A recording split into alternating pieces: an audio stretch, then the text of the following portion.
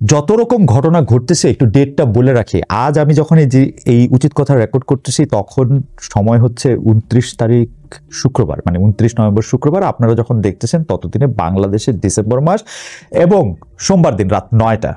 এত কথা বললাম কারণ আপনারা জানেন যে কলকাতায় একটা বাংলা রোমান্টিক গান ছিল, যে গানটা হচ্ছে এরকম যে পারি না সইতে পারি না কইতে তুমি কি কুয়াশা ধোয়া ধোয়া ধোয়া। আজকাল বাংলাদেশ প্রসঙ্গে মাঝে মাঝে এই গান মনে আসে, তাও আবার যে সে ধোয়া না, বলক পারতে পারতে গল গল করতে বের হইতে থাকা ধোয়া, যার শুরু আছে শেষ নাই, যতই চোখ কচলায় এমনকি চোখের ভিতর ওয়াইপার ফিট করে দিলেও পরিষ্কার কিছু দেখতে পাওয়ার উপায় নাই।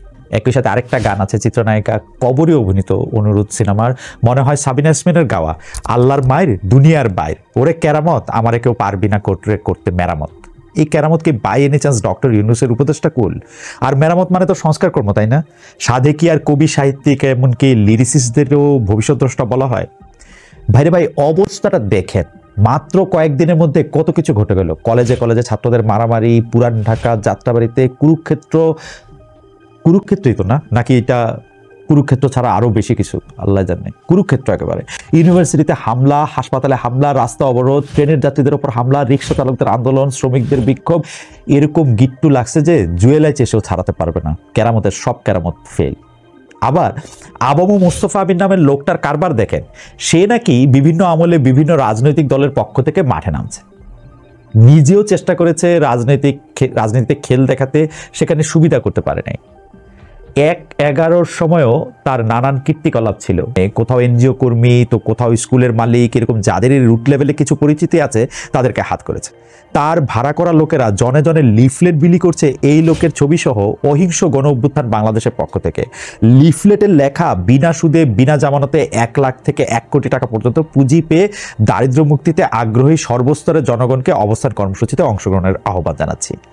তারা গ্রামের মানুষদের বুঝিয়েছে যে হাসিনা যত টাকা চুরি করেছিল ডক্টর ইউনূস সব ফেরত দিয়ে আসছেন। হাসিনা যত টাকা চুরি করেছিলেন ডক্টর ইউনূস তার সব ফেরত নিয়ে আসছেন, আর এখন সেই টাকা সবার মধ্যে বিলি করবেন ক্ষুদ্র ঋণ হিসাবে। যেহেতু ডক্টর ইউনূসের নাম বলা হয়েছে তারা বিশ্বাস করেছে এবং এই আশ্বাসে রোববার রাত থেকেই বাংলাদেশের বিভিন্ন এলাকা থেকে বাস ট্রাক ভর্তি হয়ে মানুষজন আসতে শুরু করেছে শাহবাগের দিকে। সোমবার সকাল পর্যন্ত 300-র বেশি বাস আর মাইক্রোবাস আটক করেছে পুলিশ। শুধু মোস্তফা আমিনের ছবিওয়ালা সেই লিফলেট সম্বল করে তারা শাহবাগে উপস্থিত। এই প্রলোভনের শিকার মানুষেরা প্রায় সবাই নিম্ন আয়ের মানুষ, এমনকি 1000 টাকা করে রেজিস্ট্রেশন ফি ভরতে হয়েছে বলে জানিয়েছেন অনেকেই। বোঝেন অবস্থা। এই হচ্ছে বাংলাদেশের জনগণ। তাদের একটা লিফলেট আর কিছু ভুজুং ভাজুং দিয়ে বিশ্বাস করায় ফেলা যায় যে শাহবাগের উপর বস্তা বস্তা টাকার বৃষ্টি হবে। একটা গল্প বলি, মানে আমরা ছোটবেলা থেকে এই গল্প শুনে আসতেছি, কিন্তু গল্পটা আমাদের সাথে আমরা খুবই রিলেট করতে পারি। বার্ষিক পরীক্ষা শেষে ছেলে বাসায় ফেরার পরে মা জানতে চাইলো, কিরে আজকে তো রেজাল্ট দিছে? ছেলে বলে যে হুঁ। তো মা বলতেছে পাস করছোস? ছেলে বলতেছে আবার পাসও? তো মা বলতেছে তুই কি ফেল করছিস? ছেলে বলতেছে আবার ফেলও? মা অবাক, জিজ্ঞেস করতেছে পাস আর ফেলের মাঝখানে কি আছে? তো ছেলে বলতেছে আমারে 2 ক্লাস নামায়া দিছে। আমাদের সবার পরম করুণাময় ফেল করার তৌফিক দান করেন অন্তত পক্ষে, যাতে আমাদের 2 ক্লাস নিচে নাইমা না পড়তে হয়। হ্যারি পটার গল্পে 3টা ক্ষমারযোগ্য কার্স বা বশীকরণ মন্ত্রের কথা বলা আছে। তার মধ্যে একটা নাম হচ্ছে ইম্পেরিও। এই মন্ত্র দিয়ে বশ করা হলে সে মানুষ পুরোপুরি আরেকজনের অধীনে চলে যায়। তখন তারে দিয়ে যা খুশি তাই করানো যায়, সে নিজের থেকে কিছু চিন্তা করতে পারে না। মানে কি প্রমাণ করতে চাইলেন তারা? এই কাজের ভিতর যে ভালগারিটি, বর্বরতা আর নৃশংসতা আছে, আমরা কি এতটাই উন্মত্ততার স্তরে চলে গেছি যে এইটুকু আমাদের বোধগম্যতার বাইরে থেকে যাবে? যারা এই কাণ্ডটা ঘটালেন নিজেদের জিজ্ঞেস করেন তো এই কাজ কেন করতেছেন এবং তার ফলাফল কি হচ্ছে। এক একটা গরুর দাম কমপক্ষে 2 থেকে 2.5 লাখ টাকা। এই গরু কে দিল? মানে আপনারা নিজেরা চাঁদা দিয়ে কিনছেন না কেউ স্পন্সর করছে? তাহলে কে স্পন্সর করলো এই জিয়াফত? আর কাজটা আপনারা করলেন ভারত বিরোধিতার নামে। ডেইলি স্টার নাম দিলেন দিল্লি স্টার, ভালো কথা। এই পত্রিকার কোনোটাই ধোয়া তুলসী পাতা বা খেজুর পাতা না। তাদের দোষগুলি সামনে আনেন, সে সম্পর্কে বলেন। যদি মনে করেন তারা ভুলভাল নেগেটিভ তৈরি করতেছে, সেগুলি পয়েন্ট আউট করেন। তাদের কথার পেছে তাদেরই ফালান। আপনারা সেইটা না করে আবার আগাইলেন হিন্দু মুসলমান বিভেদের বাইনারিতে। মোদিধামে গরুর মাংস খাওয়ার অপরাধে মানুষ মারা হয়েছিল, তাই ঢাকায় জোর করে গরু খাওয়া দেখানো লাগবে। ভারত বিরোধিতা কি ভারতের সাধারণ মানুষের সাথে বিরোধ, নাকি তার রাজনীতির সাথে? সবচেয়ে বড় কথা, এই সব কাজ করে নিজের দেশের অমুসলিম মানুষদের কোণঠাসা করা হয়। বিষয়টা যে মানসিক নির্যাতন পর্যায়ে গিয়ে ঠেকে, সেইটুকুও কি বুঝবো না আমরা? এভাবেই অবিশ্বাস জন্মায় একজন আরেকজনের প্রতি। অবিশ্বাস মানে আপনি দেখেন, ট্রাস্ট কিন্তু একটা মারাত্মক ইস্যু। আপনি যখন আরেকজনকে বিশ্বাস করতে না পারবেন, একটা প্রবাদ আছে, যারে দেখতে না পারি তার চলন বাকি, এটা আসলে দেখতে পারাও না। আপনি যারা বিশ্বাস করতে না পারবেন, সে ঘরে ঢুকলে আপনিও সারাক্ষণ কাটা হয়ে থাকবেন। আপনি তার থেকে রক্ষা পাওয়ার জন্য পুরাটা দেশ, পুরাটা জায়গা, নিজের জায়গা সবই আপনি আসলে জেলখানা বানায় রাখবেন। বিশ্বাস একটা মারাত্মক ইস্যু।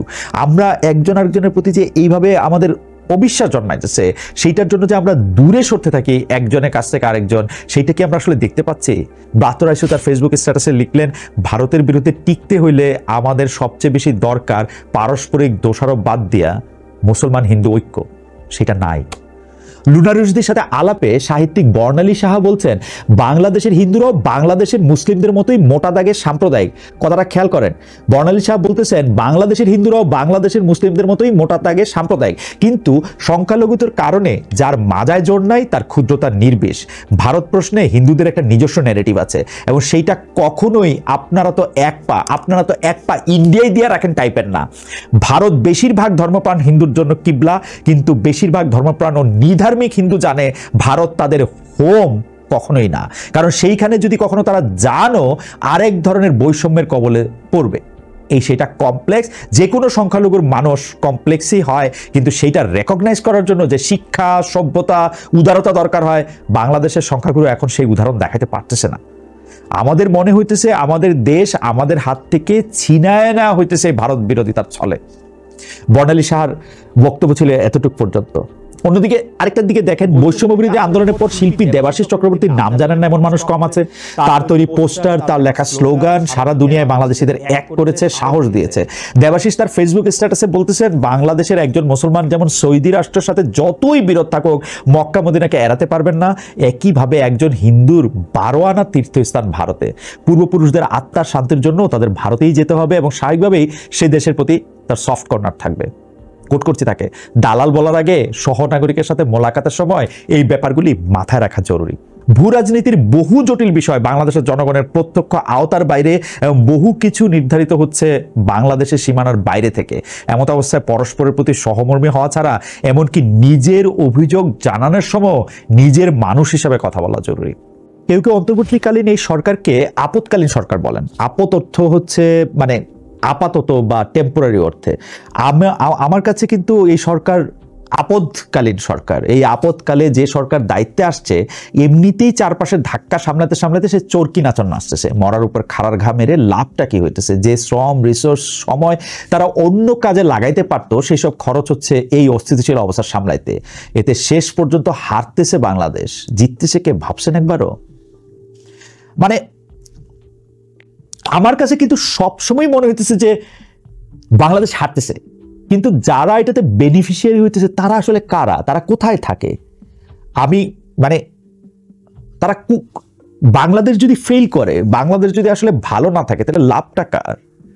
দেখেন, 25 অক্টোবর সনাতন জাগরণ মঞ্চ যে মহাসমাবেশ অর্গানাইজ করলো লালদিঘির মাঠে, আর তাতে হাজার হাজার মানুষ জড়ো হলো, এর কারণ কি? যদি সাধারণ হিন্দুরা অনুভব করতে পারত যে একজন বাংলাদেশি নাগরিক হিসাবে তাদের অধিকারের জায়গাটা ঠিক আছে, তাহলে কিন্তু তাদের এখানে যুক্ত হওয়ার ইচ্ছা হতো না। যেহেতু তাদের মনে একটা পলিটিক্যাল আদারনেস এর বোধ জন্মিয়েছে, তাদের মনে হচ্ছে তাদের কথা শোনার কেউ নাই, তারা অসহায়, সেই জন্যই যারা আশ্বাস দিচ্ছে তারা তাদের সাথেই মিলতেছে।